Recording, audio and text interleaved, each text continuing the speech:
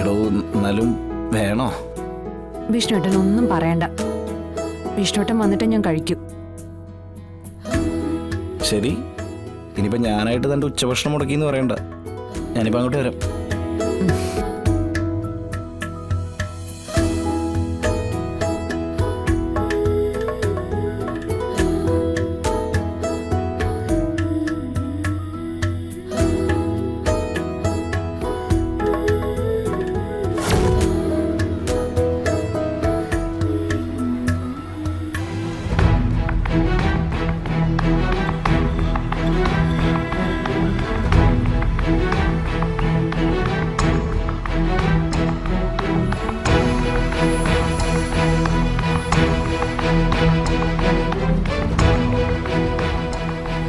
എന്ത് പറ്റി പപ്പി? നീ എന്തൊക്കെ ആലോചിച്ചോണ്ടാണല്ലോ എപ്പോഴും ഇരിക്കുന്നേ? എന്തെങ്കിലും സങ്കടമുണ്ടോ? അമ്മയുടെ കാര്യം ഓർത്തിട്ടോ? അതിന് സങ്കടപ്പെട്ടിട്ട് എന്താ കാര്യം? ശ്യാമാന്റി 2 ദിവസം കഴിയുമ്പോ സുഖമായിട്ട് വീട്ടിലേക്ക് വരും.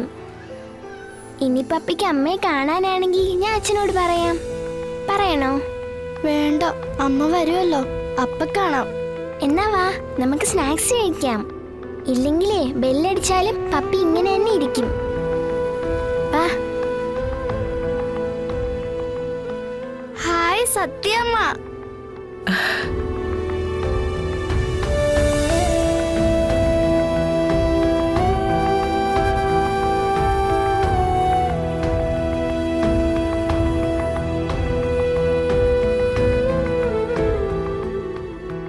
സത്യമ്മ എന്താ ഇവിടെ?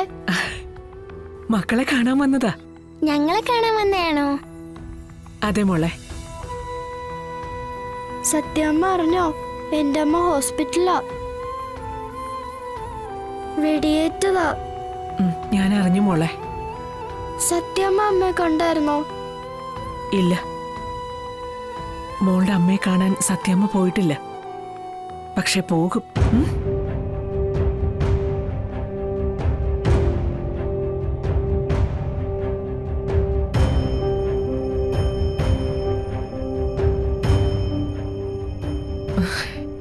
മോളിങ് വന്നേ.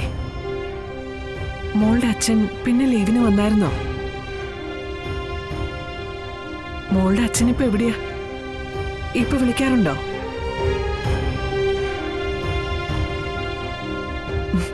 മോളെ പറ, വിളിക്കാറുണ്ടോ? അമ്മയുമായിട്ട് എങ്ങനെയാ വിളിച്ച് സംസാരിക്കാറുണ്ടോ? അച്ഛൻ. പറ മോളെ, അച്ഛൻ വിളിക്കാറില്ലേ? മോൾക്കറിയാലോ സത്യമ്മയും അമ്മയും തമ്മിലുള്ള വഴക്കിന്റെ കാര്യം.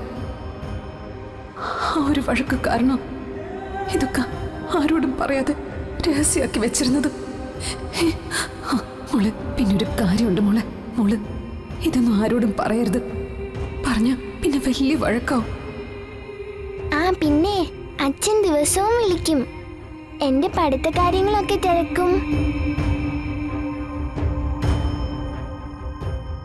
അമ്മയായി സംസാരിക്കും. 2 മാസം കഴിയുമ്പോ ചിലപ്പോ ലീവ് കിട്ടിയാ വരും. അപ്പോ മോളുടെ അച്ഛൻ ഇപ്പൊ എവിടെയാ? ദുബായ് തന്നെ.